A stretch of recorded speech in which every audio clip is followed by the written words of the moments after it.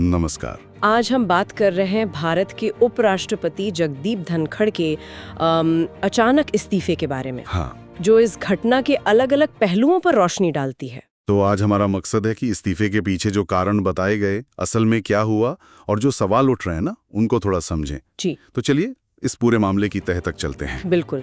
ये इस्तीफा काफी अप्रत्याशित था, खासकर इसलिए कि संसद का सत्र चल रहा था। इसने कई सवाल खड़े कर दिए हैं सही में। हाँ, तो हुआ ये कि 21 जुलाई को उपराष्ट्रपति धनखड़ ने राष्ट्रपति द्रौपदी मुर्मू को अपना इस्तीफा सौंप दिया और जो आधिकारिक वजह बताई गई वो थी स्वास्थ्य कारण और मतलब डॉक्टरों की सलाह।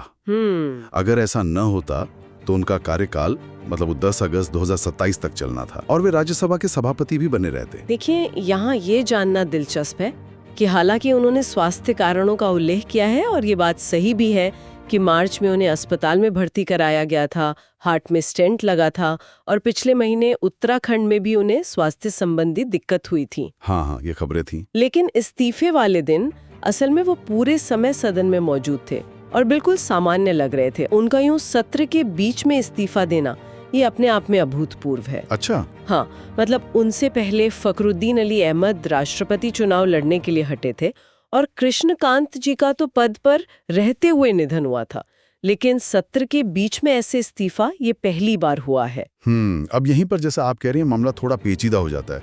एक तरफ तो ये स्वास्थ्य कारण बताया गया, लेकिन दूसरी तरफ इस्तीफे का जो समय है वो कई सवाल खड़े करता है ना?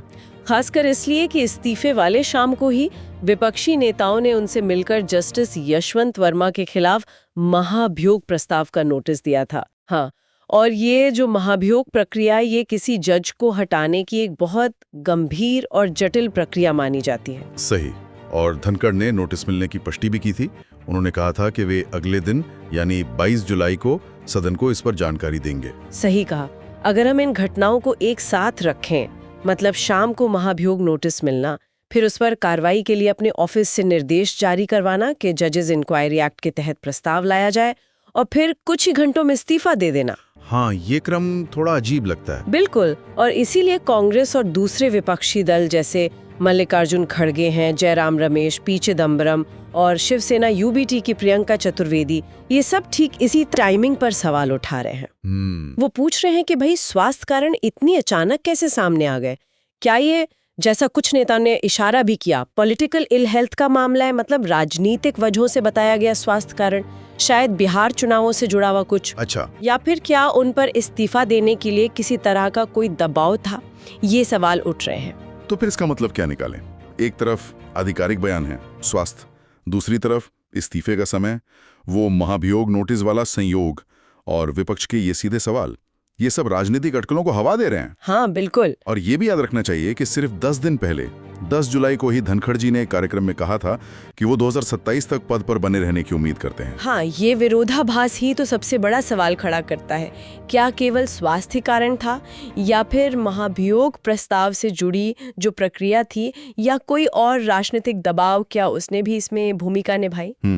जैसा कि स्रोत में भी कहा गया है, शायद असली वजह आने वाले दिनों में और साफ हों, खासकर अगर धनखड़ जी खुद इस पर सार्वजनिक रूप से कुछ कहते हैं।